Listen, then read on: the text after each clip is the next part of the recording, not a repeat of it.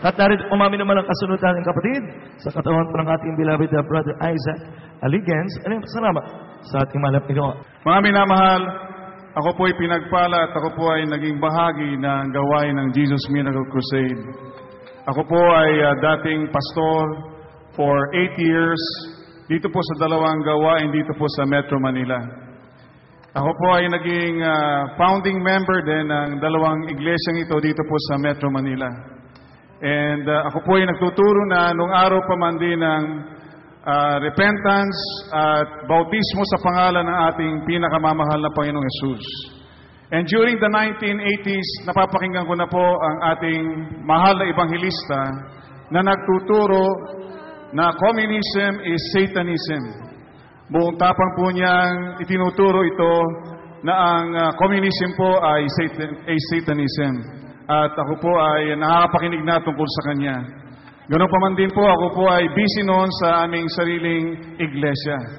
Ngunit dumating po ang pagkakataon na kami po ay nakapanood sa television at napanood po ng aking beloved wife ang mga patotoo dito po sa ating gawain sa Jesus Miracle Crusade at kami po ay naimbitahan dumalo po diyan sa Marikina.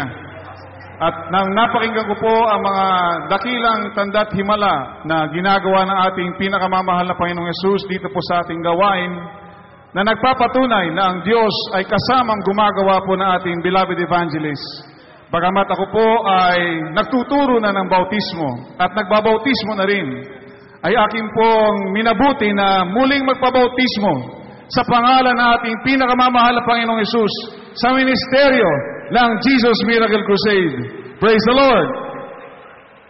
Ito po ay aking ginawa sapagkat nakita ko po ang anointing ng ating pinakamamahal ng Panginoong Jesucristo, the work of the Holy Spirit sa buhay ng ating mahal na ebanghelista na nakikita po natin gumagawa sa ating kalagitnaan sa magitan ng mga dakilang tanda at himala. Praise the Lord! At nung kami po ay nagpabautismo dito po sa banal na gawain, kami po ay simula ng pinagpala ng ating pinakamamahal na Panginoong Jesucristo. Praise the Lord! Dati po kami nakatira lamang sa isang kwarto na aking beloved wife. Kapag umuulan ho sa labas, umuulan din sa loob. Ngunit nung kami po ay nagsimula ang maglingkod po rito sa ating banal na gawain, nagtapat, dumalo sa mga gawain, mga minamahal, kami po ay pinagpala ng ating pinakamamahal na Panginoong Jesucristo. Praise the Lord! Binigyan po kami ng sariling tahanan at mga sasakyan. Purihin ang Diyos. Iniwanan ko na po ang ministeryo na dati ko pong which I was a member before, at ako po ay naglingkod na lamang dito.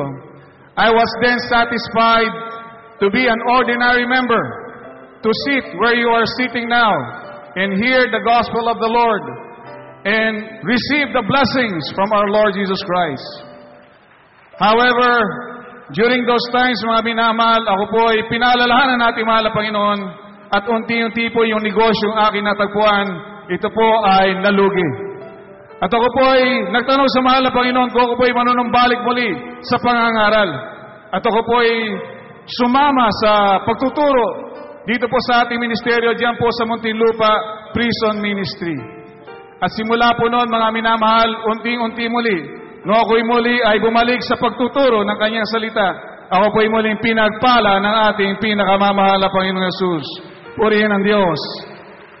At dumating po ang pagkakataon, mga minamahal, sa aking paglilingkod, ang aking beloved mother, she was hospitalized diyan po sa Quirino Hospital.